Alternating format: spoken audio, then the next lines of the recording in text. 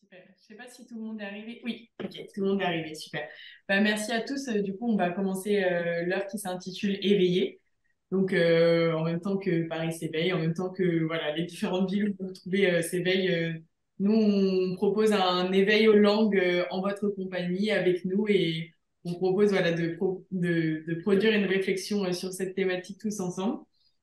Donc, pendant cette heure, on va accueillir différentes personnes. Donc, Elisita Smailus, qui est thérapeute de danse et de mouvement et qui est spécialisée en somathérapie créative, donc qui est aux côtés de Vera, qui est maintenant visible.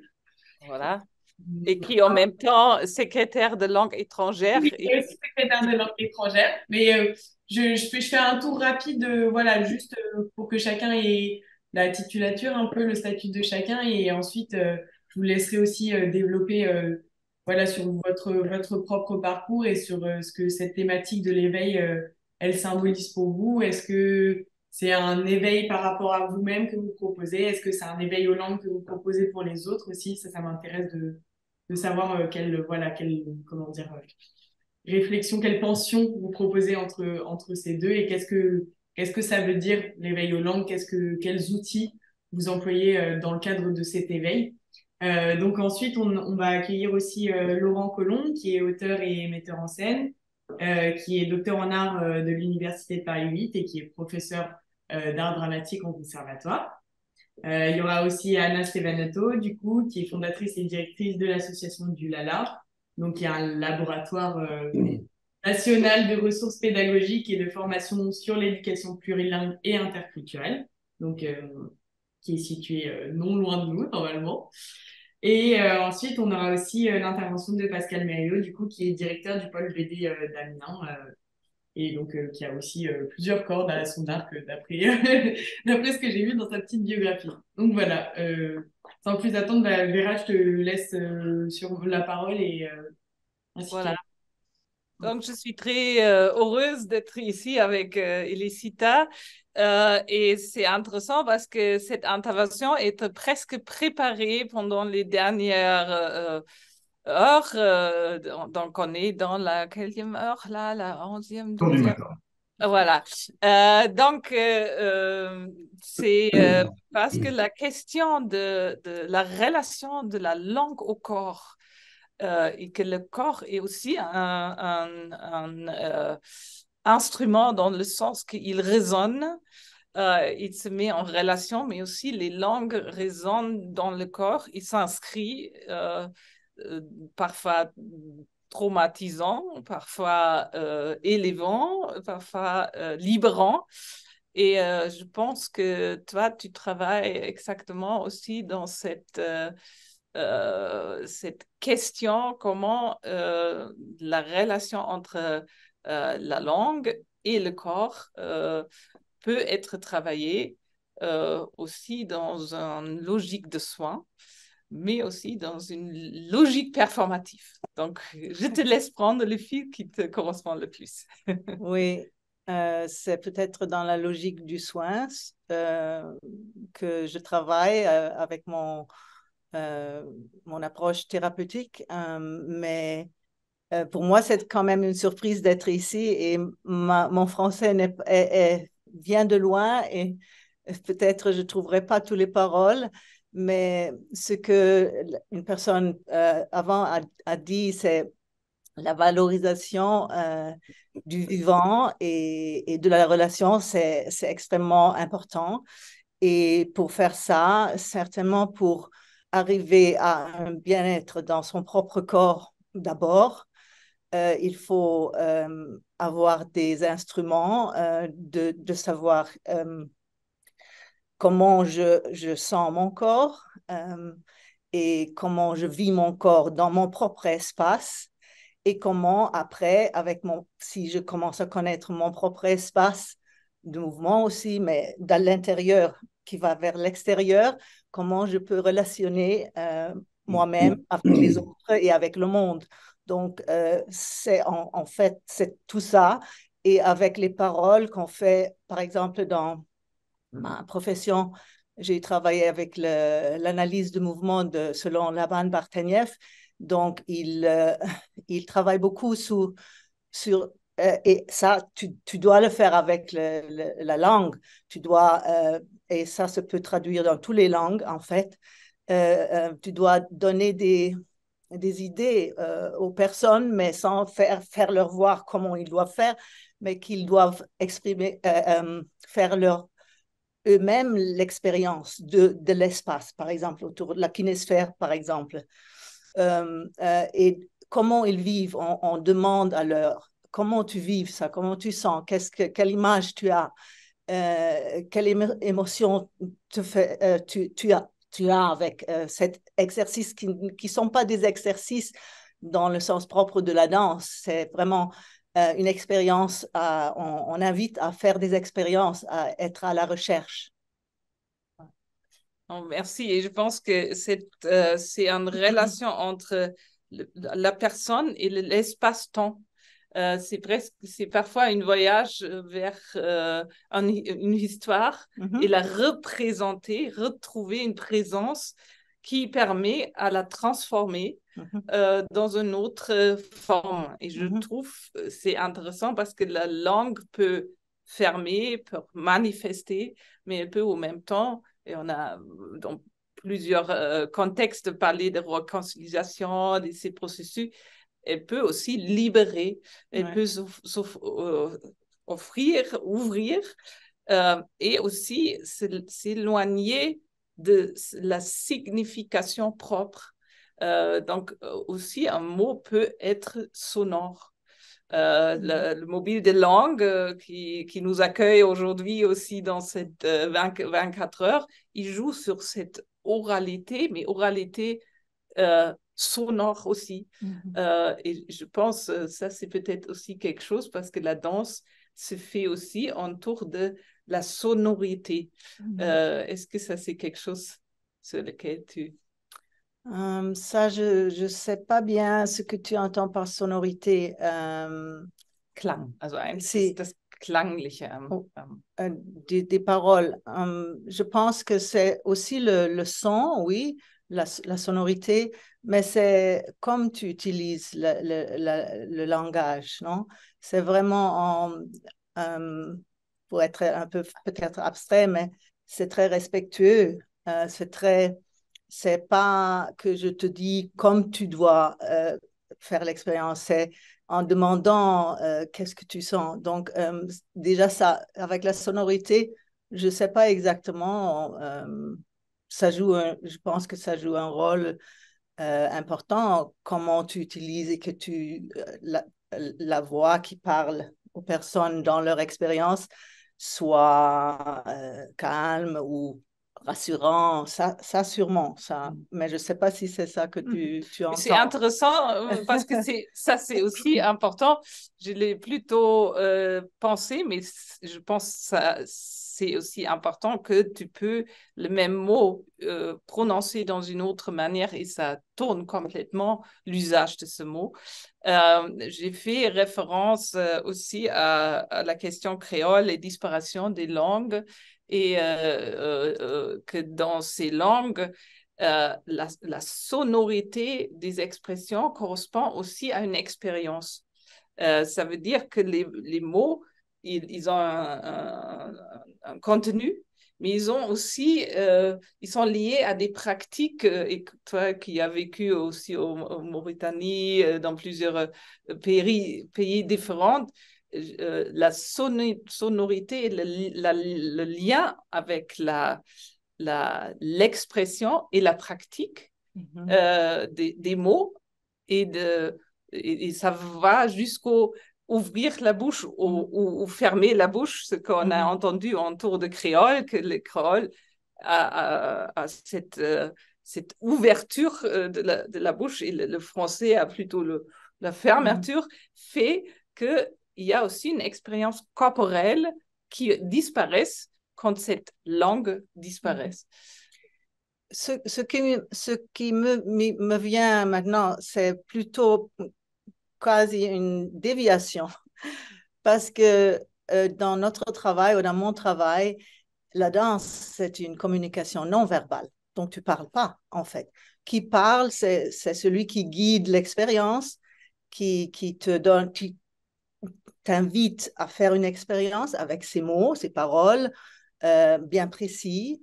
Mais dans le moment où il y a la relation, un dialogue, c'est en dansant et c'est sans parole. Ce que, et souvent on dit aussi, la thérapie chez nous, c'est de faire sortir quelque chose qui, en fait, n'a pas de parole. Parce que des fois, c'est aussi vieux comme expérience qu'il n'y a pas de parole. Donc, ce qu'on fait, c'est utiliser des instruments pour faire sortir une sonorisation. C'est-à-dire, par exemple, tu as quelqu'un qui a fait une expérience et elle sait pas, elle n'a pas de parole, alors tu dis, il y a ici tant d'instruments, ils doivent même pas savoir les jouer, cherche-toi une et trouve ton son. Et avec ça, peut-être après, il y aura des paroles qui arrivent. Donc ça, c'est une méthode de travailler avec la sonorité. Je pense que ça, c'est assez de matière d'inspirante pour les collègues de cette panel qui aimeraient prendre la suite. Laurent, est-ce que ça, j'ai vu un peu tes réactions, voilà.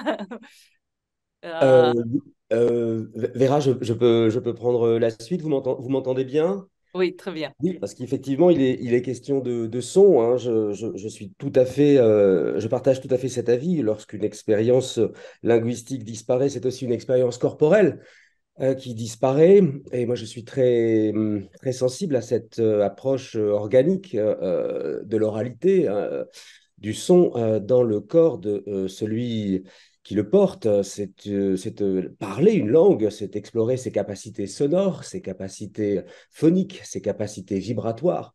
C'est une démarche intime qui touche la dimension organique de l'être parlant au contact de la somme de ses organes phonatoires, mais de leur plasticité, de leur volume, du volume inexploité de ces cavités de résonance, palatale, gutturale, sinusienne, nasale. Donc on entre dans une démarche qui est intime, exploratoire et musicale, que d'actionner tous les robinets de la parole, pour parler comme un ORL, du larynx jusqu'à la commissure des lèvres. Mais vous savez bien que le corps tout entier résonne dans l'usage de la parole, surtout lorsque cet usage est, est un usage d'urgence et de vitalité. Euh, Parler, c'est aussi prendre conscience de son corps propre euh, et en reconnaître les limites et parfois et surtout les repousser lorsqu'il s'agit d'une langue qu'on découvre, qu'on apprend, les repousser, ces limites, les repousser en relation avec une nouvelle perception du dedans et une nouvelle perception du dehors. Car enfin, vous connaissez le nombre le nombre de mots qui est associé à la neige en langage inuit. Nous n'en avons pas d'équivalent en France, en Europe. Donc on est bien ici dans une démarche qui place le parlant en relation intime entre son dedans et son dehors. C'est un geste pour moi, la parole. C'est un geste élaboré, le plus élaboré de tous les gestes du vivant, le plus complexe. Et c'est pourquoi, effectivement, oui, vous l'avez dit, Elisa, c'est aussi un langage non verbal qui prédomine dans la parole. C'est un geste qui produit d'autres gestes et qui agite le corps dans son entier. Paraverbal aussi, puisque c'est la voix, la langue, l'oralité, c'est la voix. Et contrôler, maîtriser ces effets, c'est se pencher sur la prosodie qui régit les caractères des sons de la langue, augmenter sa souplesse, sa plasticité, c'est aussi gagner en éloquence, en capacité de présence, c'est affirmer son existence dans la communauté des parlants et partager avec cette communauté des valeurs communes. Eh bien, euh, on sait que la voix imprime une relation haptique au corps, que la voix fait vibrer le corps dans son entier. Donc, s'agissant de traverser différentes langues, nous ferons vibrer des zones que notre langue natale ne fait pas vibrer. La langue est une approche réductrice de la voix. Elle n'offre qu'une variation tonale d'une octave et demie sous nos latitudes.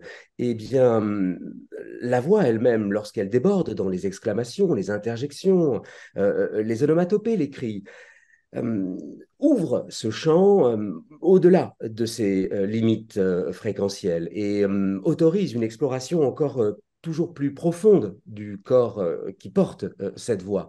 Le sens des mots est toujours contextualisé à un espace d'échange et de communication. Eh bien, c'est aussi le corps qui bouge qu'on aperçoit, le corps qui vibre, celui qui produit des sons, le corps qui vit, en définitive, par extension, au corps qui perçoit celui de l'auditeur. Et si ma voix avait été nasale, par exemple, vous auriez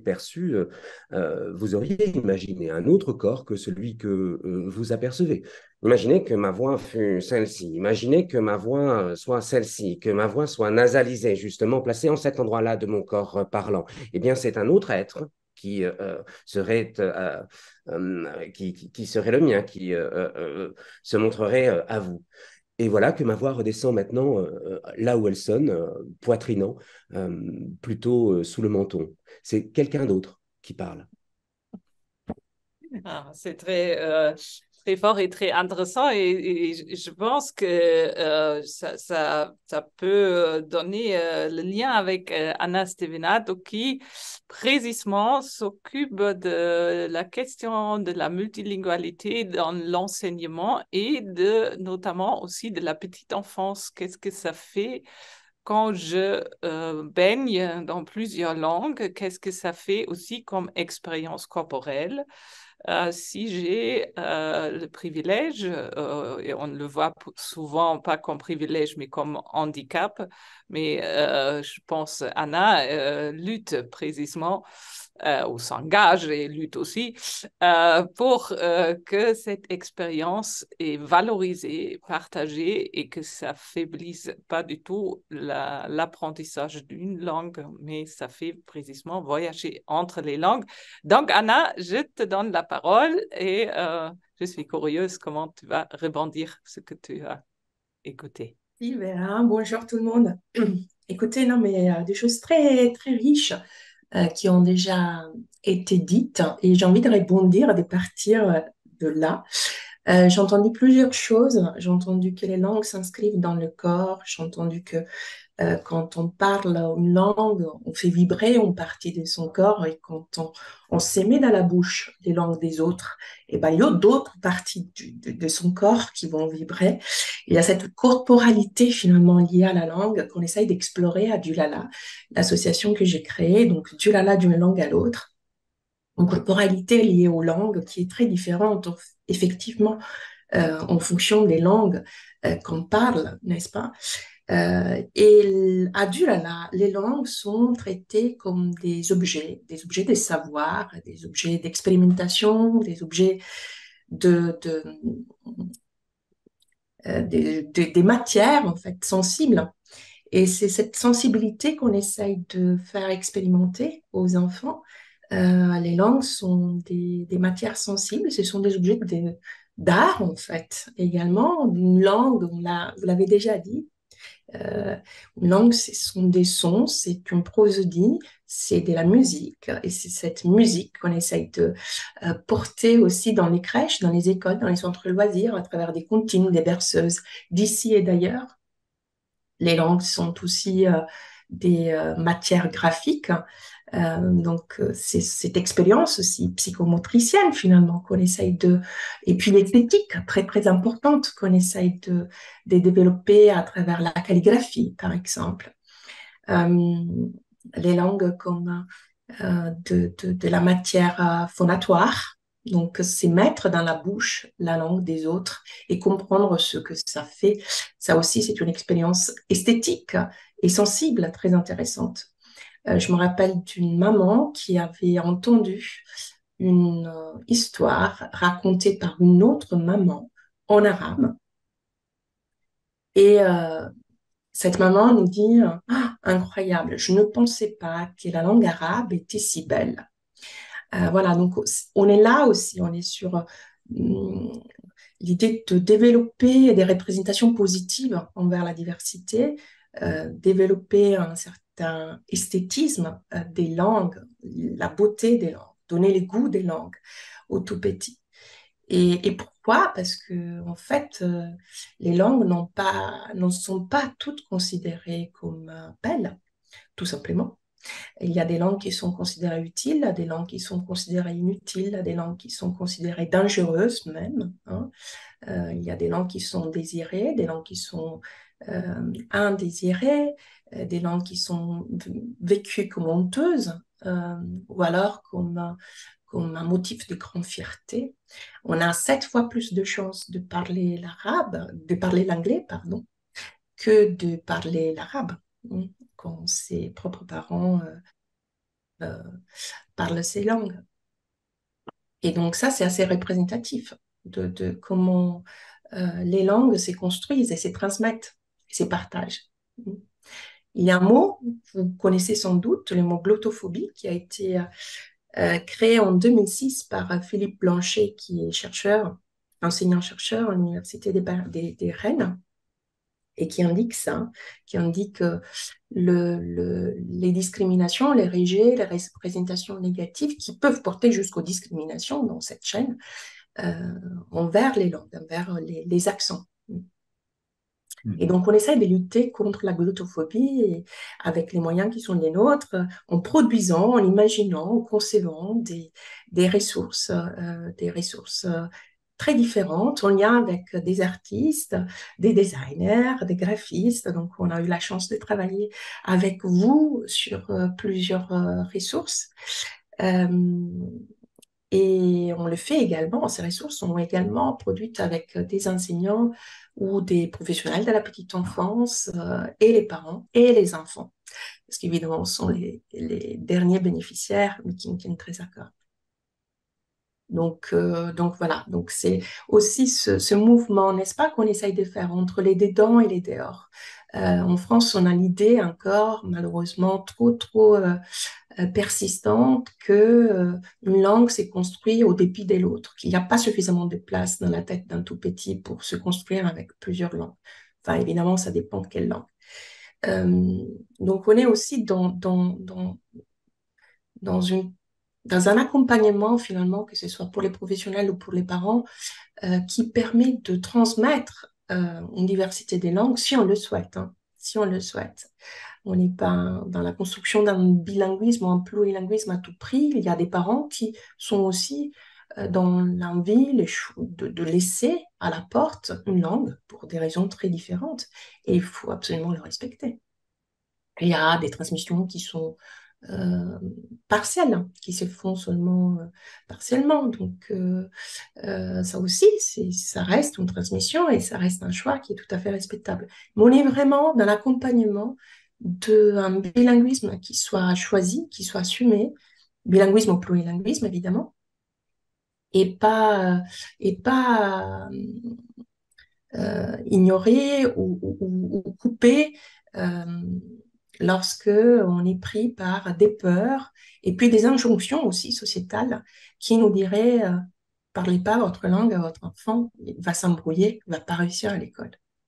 Donc on est là pour apporter aussi les bonnes informations.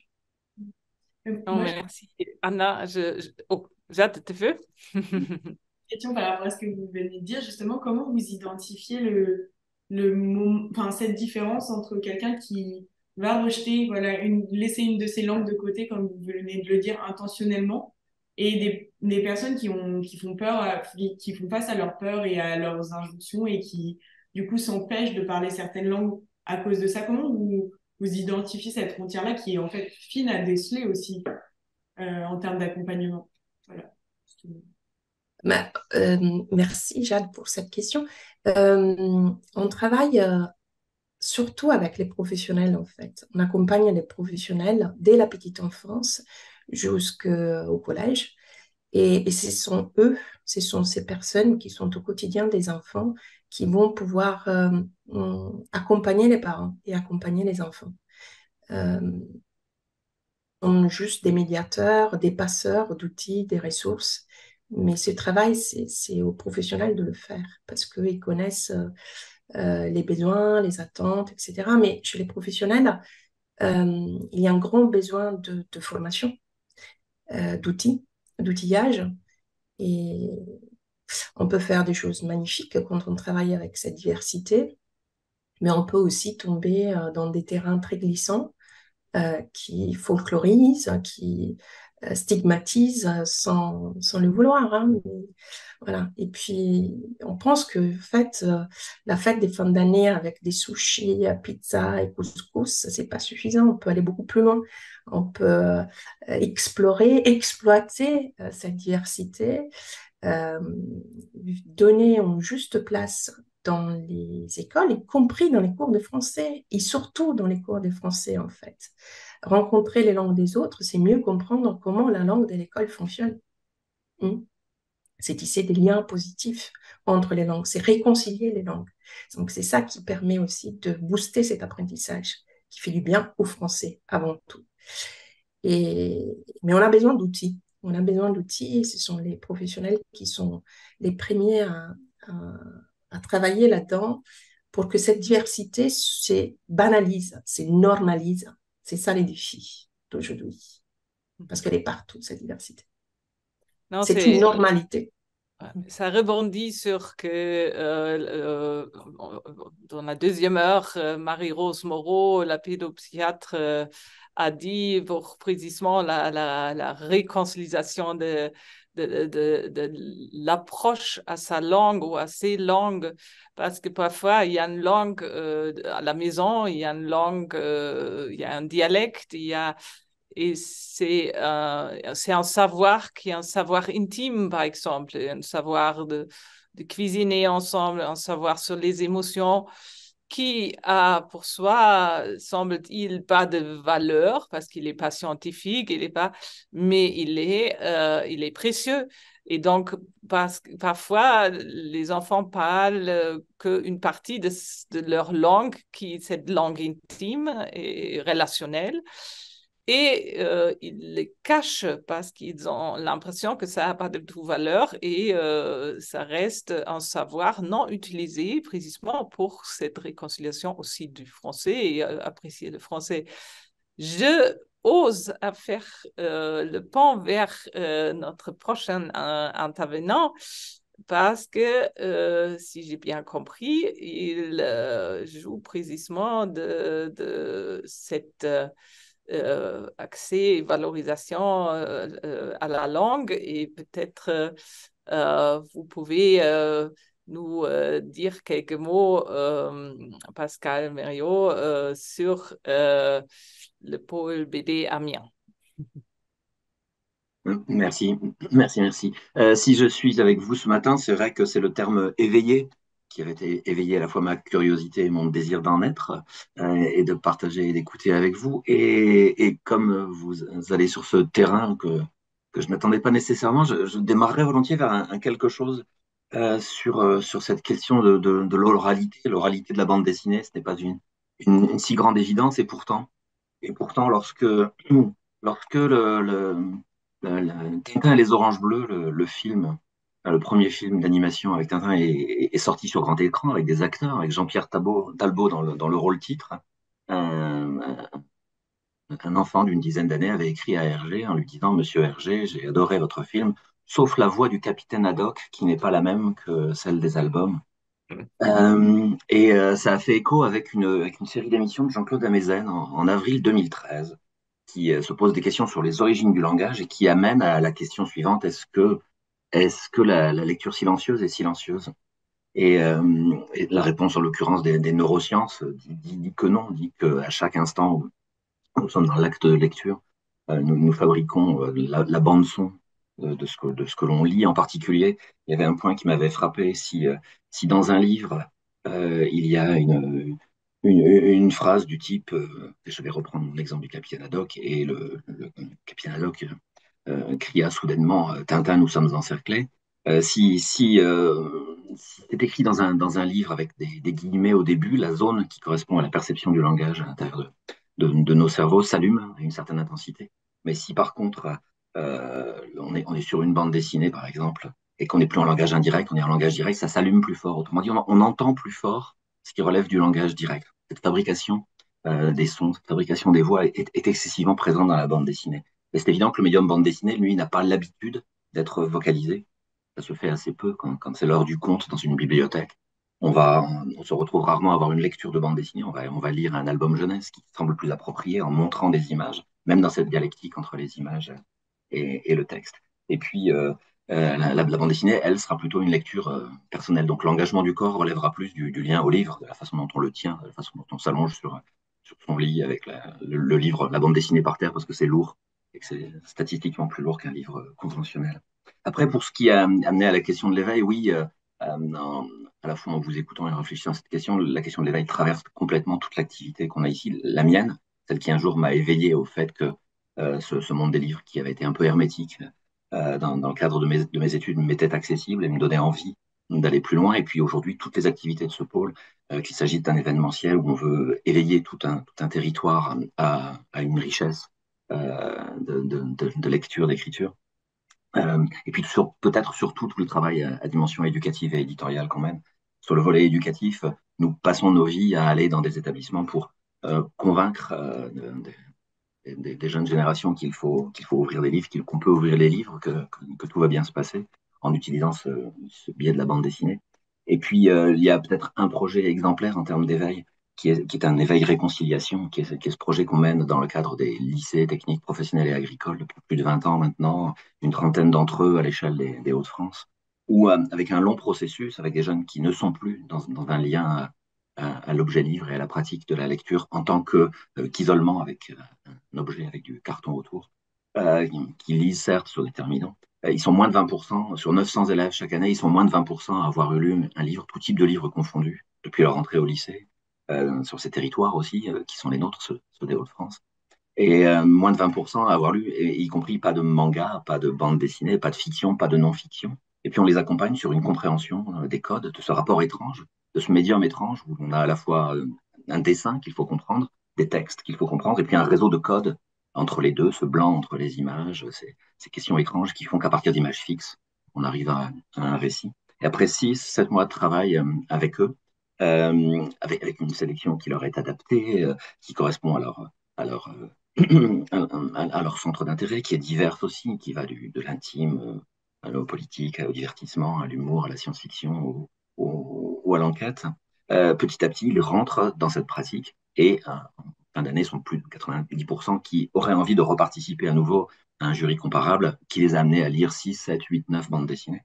Ils verbalisent les uns devant les autres les raisons pour lesquelles ils ont adoré ces livres. Ils tentent de se convaincre les uns les autres lors d'une séance finale et puis se rencontrent les artistes par la suite.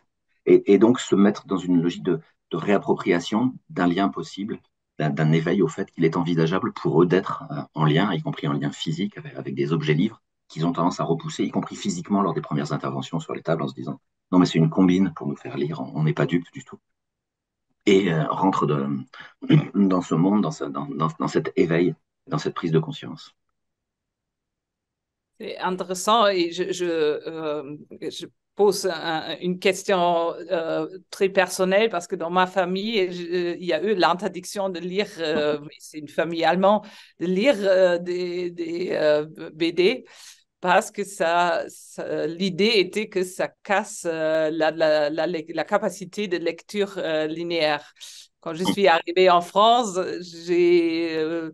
j'ai découvert toute cette richesse de la culture de BD et de cette culture de sélection des mots avec soin. Il y a d'autres aussi, mais il y a aussi cette culture d'un extrêmement soin aux mots choisis. Et voilà, j'aimerais bien vous entendre sur ça. Et la relation image-mot, bien sûr. Oui, c'est quelque chose d'absolument passionnant. Au 19e siècle, Rodolphe Stopfer, qui est un peu l'inventeur, c'est plus complexe que ça, mais c'est l'homme qui, pour la première fois, met des images côte à côte et dit au monde qu'il y a là un quelque chose. Et il dit en substance, dans un petit essai qu'il écrit à l'époque, Benoît Peters, l'excellent auteur de bande dessinée qui a animé une année au Collège de France, le dirait avec plus de précision, mais il dit en substance qu'il vient d'inventer une forme de narration autographiée au trait, que le texte sans l'image ne veut rien dire, que l'image sans le texte ne veut rien dire, mais que les deux ensemble forment une sorte de roman, d'autant plus original que ce n'est pas un roman. Donc il y a quelque chose là-dedans, effectivement, d'une combinaison extrêmement forte. Et cette question de lier le dessin à l'enfance et donc au futile, c'est ça qui a traversé probablement pour partie la culture en Allemagne, dans de nombreux pays et en France pendant très longtemps. C'est-à-dire qu'on jusque mai 68, la bande dessinée doit être entièrement laissée aux petits. Aux États-Unis, le premier nom de ce mode d'expression, ce sont des funnies. Il s'agit vraiment de se divertir, puis ce sont des comics. Donc il s'agit encore de se divertir. Ici, le nom japonais, c'est manga, c'est dessin dérisoire. Donc il y a quelque chose dans le dessin qui n'est ni de la noblesse du livre avec une écriture abstraite, ni de la noblesse des grands arts comme la peinture. Et le dessin reste et restait très très longtemps, un peu partout, et il est encore à la surface de cette planète, ou rejeté, tu ne peindras point des icônes, ou considéré comme étant complètement lié à l'enfance. C'est ce que fait l'enfant avant d'accéder à une meilleure culture. Et si on l'incite à dessiner dans les premières années, c'est bien pour que l'outil scripteur ensuite soit utilisable et qu'il puisse tracer des lettres. Et on valorise beaucoup moins le dessin. Souvent, l'auteur de bande dessinée, c'est celui qui a résisté dans son coin, dans les marges de ses cahiers, et qui a continué à dessiner, et qui aujourd'hui arrive à s'exprimer aussi simplement avec une succession de dessins. Et ce qui s'est passé en France et ce qui s'est passé au Japon, c'est extrêmement singulier. C'est presque lié à quelques hommes seulement, Osamu Tezuka au Japon, qui est convaincu, une fois que le Japon a été défait en 1945, qui est convaincu en voyant arriver à la fois les dessins animés américains et en voyant arriver les comics américains, que c'est un mode d'expression incroyable, mais que les Américains se trompent en ne s'adressant qu'à des jeunes hommes, en faisant des super-héros, qu'on pourrait parler à tout le monde. Il va avoir un succès colossal et monter à la fois des films et inventer une sorte de sectorisation. On peut parler à des jeunes filles, à des adultes, on peut faire sa propre contre-culture. Et chez nous, on a eu une chance, un enchaînement improbable, une séquence qui va de 1929 avec Hergé qui crée Tintin, qui a du succès. Et puis, dans la foulée, plus tard, un homme assez incroyable, René Goscinny, qui en 1959 est rédacteur en chef d'un magazine qui s'appelle Pilote. Et lui, il a une ambition extrêmement forte sur le scénario, en étant convaincu qu'on peut aller très loin sur le sujet. Et puis, passe mai 68 par là. Et puis, 1979, le magazine À suivre, qui, avec la puissance des éditions Casterman à l'époque, se dit on doit pouvoir faire l'équivalence qui existe en roman. Et ça fonctionne. Et c'est Jacques Tardy, et c'est les premières publications d'Hugo Pratt de façon visible avec Corto Maltese. Et donc là, on a une espèce de croyance à la fois qu'on a un médium qui peut être très populaire et donc vendre et donc exister en tant qu'objet commercial. Et puis tout à coup, une sorte de reconnaissance intellectuelle. Et puis il ne manquait qu'une crise pour que tout ça passe de la France et de l'espace francophone, franco-belge, à une zone incroyable. C'est cette crise de la fin des années 80 qui amène à l'émergence d'une micro-édition. Et les dernières barrières, c'était le champ de l'intime, le social, le politique. Et ce sont des petits éditeurs qui vont se dire OK, on ne veut plus nous prendre chez les gros parce qu'en ce moment, il n'y a pas trop d'argent, on va créer nos maisons. Et ça va être l'émergence de Persepolis, par exemple, au sein de l'association. Et on va s'apercevoir aussi qu'on peut raconter en bande dessinée l'intime, on peut raconter le destin d'une fillette de 8 ans dans l'Iran d'un chat, de l'émergence des ayatollahs, ou parler de maladie avec l'ascension du Homal de David B. Et là, la forme était complète. Et c'est une des étrangetés de la bande dessinée, une de ses forces aujourd'hui, c'est d'avoir été longtemps une contre-culture, voire une sous-culture, mais qui est en pleine maturité depuis peu.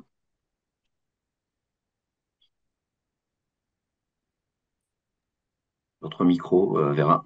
Voilà. Anna, je pense, toi, tu utilises les images fortement, précisément dans l'enseignement, mais aussi les récits. Donc, comme Japon était nommé, cité, je te laisse parler d'un de vos supports de travail.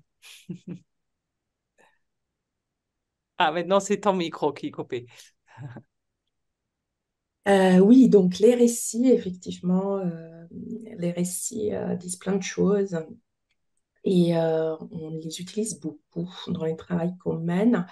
On travaille la littératie, donc la capacité à rentrer dans l'écriture et dans la lecture dès les plus jeunes âges. Et vous savez que la littératie s'est construite avec les supports des narrations. Donc les albums jeunesse, les berceuses aussi, les comptines, avec ce langage d'évocation qui n'est pas ce langage du quotidien, qui va permettre d'apporter une langue qui est très nuancée, très riche, euh, avec un pouvoir évocateur très important que le langage du quotidien ne fait pas. Donc, on travaille avec les récits. Alors, on travaille avec des récits qui sont mis en boîte. Euh, donc, des boîtes qui contiennent des objets symboliques ou semi-symboliques qui vont se mettre en scène et qui vont permettre de raconter des histoires. Donc, on les appelle des boîtes à histoires. Ce qui est intéressant là-dedans, c'est que ces récits, cette narration, c'est fait en quelle que soit la langue.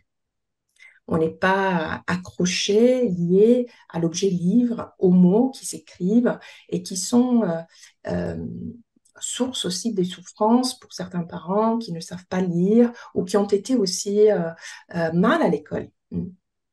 Et puis, ça peut être aussi une expérience un peu discriminante pour certains parents qui ne peuvent pas lire dans leur langue natale parce que tout simplement, dans un fonds bibliothécaire, il n'y a pas toutes ces langues. Et c'est normal qu'on n'ait pas, que ce soit difficile, c'est pas normal. Mais c'est compliqué, effectivement, d'avoir un fonds plurilingue assez riche. Donc, en fait, pouvoir raconter, on sait aussi l'intérêt, l'importance des contes oralisés qui sont vieux comme les mondes. Et donner cette possibilité-là aux enfants et aux parents et aux professionnels permet effectivement de faire émerger des contes dans une grande diversité des langues. Et c'est ça qui nous intéresse. C'est donner cette possibilité de compter, de raconter euh, en, en incluant finalement beaucoup de langues. Et donc derrière la langue, il y a des locuteurs. Donc c'est une expérience inclusive de la narration qui nous intéresse. Et puis, on travaille également avec des albums jeunesse. On vient récemment de coéditer avec Syros, qui est aux maisons d'édition, un album qui s'appelle Comment tu dis. Et ce Comment tu dis, c'est un imagé qui existe dans 17 langues différentes. Donc, il y a des images et puis un nuage des mots selon les concepts que vous avez imaginés et qui vont ouvrir plein de traductions différentes liées à ces mots. Et ces mots, ce sont les mots de l'école. Ce sont les mots du quotidien des enfants. On peut aussi entendre à travers des QR codes. On a aussi développé d'autres supports qui vont lier images et mots et langues. Et ben, je pense à Lexilala, les projets sur lesquels vous nous avez aussi accompagnés.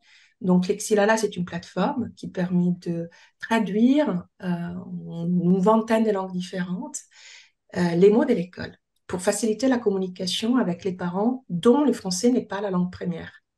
On sait que déjà quand on est franco-français, on a du mal à comprendre les communications de l'école. Et en plus, quand on parle d'autres langues et qu'on vient d'arriver en France, ben c'est très compliqué de savoir ce que ça veut dire pouls, ce que ça veut dire pause méridienne, ce qu'est l'ATSEM, etc., etc. Donc, on a traduit tout ça. Sans parler des acronymes. Voilà, parce qu'on parle beaucoup en acronyme, effectivement. Le pouvoir tient autour de quelques personnes. Et on a traduit tout ça et on les a liés au dessin. Et ce qui était intéressant là-dedans, c'est que cette expérience a été créée par les élèves et les parents. Donc, les élèves dans les classes UPE2A, donc ce sont les classes d'enfants nouvellement arrivés en France, mais aussi des parents dans le cadre du dispositif EPRE, ouvrir l'école aux parents pour la réussite des enfants, qui ont traduit les mots de l'école dans la langue, dans leur langue. Donc, c'est ça qui est intéressant aussi, c'est qu'en fait, il y a une horizontalité dans les savoirs, c'est-à-dire que la maîtresse a besoin des mots des parents pour les traduire les mots de l'école et vice-versa. Les parents ont besoin de ces mots en français pour comprendre l'école. Donc là, on a un mariage finalement qui s'est fait enfin, oui, un lien qui s'est fait de façon vraiment horizontale, quoi. Les deux personnes sont reconnues comme des experts et les enfants dessinent. Non, mais c'est très fort. Et le dernier auquel j'ai pensé, c'est le Kamishibai. Et c'est vraiment un dispositif visuel prêté de la langue, de la culture japonaise et qui maintenant fédère vraiment un réseau énorme autour du Lala et qui est précisément cette idée de raconter des récits autour des images. Et Oui. ça, voilà, peut-être me permettre à redonner la parole à Elisita, qui libère aussi la parole avec ses approches, mais qui a aussi elle-même cette expérience de voyager entre les langues, parler le français dans plusieurs contextes différents, parce que tu as vécu dans des endroits différents où le français a créé d'autres relationnels. Et maintenant, tu vis en Suisse où il y a 4 langues officielles, donc la traduction dans le quotidien est pratiquée en permanence dans les trains, dans les tracts officiels, toute la communication publique doit être traduite au minimum aux 3 langues et parfois la langue minoritaire de Rudy et apparaissent aussi officiellement, elle doit. Donc, toi, et comme tu as la deuxième profession de secrétaire de langue étrangère, tu as aussi cette expérience de voyager entre les langues et libérer les mots avec ces deux approches, parler la langue et la faire vibrer dans le corps. Oui, oui, c'est vrai ça. Et ce que quelqu'un dans la séance avant a dit, euh, ce que j'aime bien aussi, c'est jouer avec les langues et créer des néologismes ou inventer ou traduire, par exemple, dans la Suisse italienne, du français que je parlais à l'époque assez bien. J'ai traduit moi-même en italien et il y avait des gens, oh, ça, je comprends et c'est très bien, mais ici, on ne l'utilise pas comme toi, tu dis. C'était assez une traduction très élevée et ça venait de mon français, où j'aime bien jouer avec l'anglais que j'ai parlé quand j'étais plus jeune. Et donc, j'adore aussi cette possibilité d'être créatif dans un certain mélange, mais c'est pas toujours bien vu, c'est sûr, parce que où tu es, je sais pas, tu te penses qui tu es et où je te comprends pas, non? Donc c'est pas aussi facile, mais je le fais et j'aime bien. Donc utiliser le côté, mais je suis aussi très conscient de ce que quelqu'un a dit, par exemple de Burkina Faso, que dans des pays africains, il y a tant de dialectes qui sont très, très, très créatifs. Et moi, personnellement, je parle plutôt les langues européennes. Mais déjà là, je sens cette créativité qui peut émerger, non? Et que je trouve très intéressant et important de promouvoir, non? Ouais. On a, dans une séance avec Esteban González, on a parlé de la question de la réconciliation. Et comme tu fais précisément ce travail aussi thérapeutique autour des traumas inscrits dans le corps, lui, il a parlé parfois de la difficulté aussi d'écrire, parce qu'écrire, c'est une autre forme de manifester, de parler aussi, parce que les mots sont blessés. Et parfois, c'est la poésie ou le chant ou la danse parce que c'est une autre partie du cerveau qui est concernée, qui aide à libérer les paroles cachées, même parfois plus accessibles dans soi-même, à retrouver leur chemin. Est-ce que tu peux nous raconter quelque chose? Si, assez court, ce que j'ai découvert pour moi-même, c'est que, bon, depuis assez de temps, j'aime bien les haïkus. Donc, c'est poésie très courte, de 5 syllabes. Et j'aime bien la recherche d'aller vers l'essentiel. Et là, on peut faire un très beau travail entre mettre en mouvement un haïku ou aider quelqu'un à faire aussi dans la nature des mouvements et d'en faire, par exemple, un haïku. Donc, on échange poésie, mouvement du corps, de l'écriture et du mouvement, vice-versa. Et ça, c'est un très beau travail à faire quand on est sur la voie créative, performative aussi. Je pense, Laurent, j'imagine que ça te parle Moi, parce que... oui, je suis vraiment toute oreille grande, ouverte, et je vous suis très reconnaissant d'avoir porté un spécialiste de la bande dessinée sur cette rencontre qui est passionnante. Oui, effectivement, Pascal Mériot, je partage avec vous cette fascination du phylactère, ces bulles qui sont à l'intérieur des cases et qui explosent en voix de ces multiples graphèmes qui sont autant de cris que pousse le capitaine Haddock et tous les autres personnages de l'univers de la bande dessinée. Et d'ailleurs, pour parler de Japon, je pense au mangaka Yushi Yokohama qui a écrit une bande dessinée qui a dessiné, publié aux éditions Matière en France, un travaux public qui regorge d'onomatopées à l'intérieur même des cases et qui explose en bruit et en son dans ces pages. L'écriture des bruits, l'écriture des cris, l'écriture des bruits et des cris du monde, voilà ce qui m'intéresse moi en tant qu'artiste et je cherche à travers ces onomatopées, ces bruits et ces cris du monde à traduire celui qui m'entoure. Convaincu que, en définitive, les langues que nous portons ne sont que des filtres qui nous séparent de la réalité et d'une réalité à chaque fois différente, évidemment, qu'on passe d'un continent à l'autre, d'un pays à l'autre, d'une frontière à l'autre. Et traverser une langue, c'est traverser une frontière, c'est traverser un monde, c'est pénétrer dans une nouvelle forêt où des espèces d'arbres différents s'offrent à nous, où des animaux ne crient pas de la même façon, les chiens n'aboient pas de la même façon, les coqs font coq doodle-doo, ou ils font cocorico, où ils font kikiriki. Nous sommes face à chaque fois à une approche qui est, je dirais,